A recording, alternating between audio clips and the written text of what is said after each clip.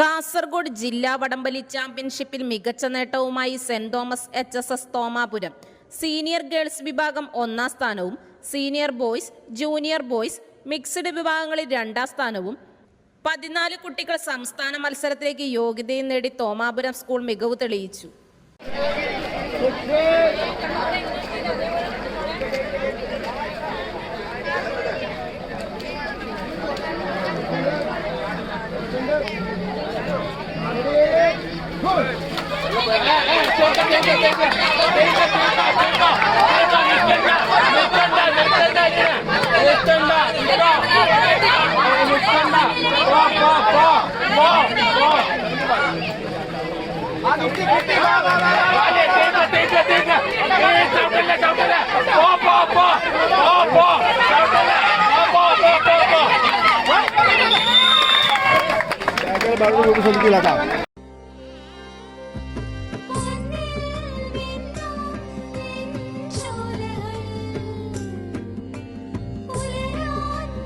ഇതെനിക്ക് തരുവോ?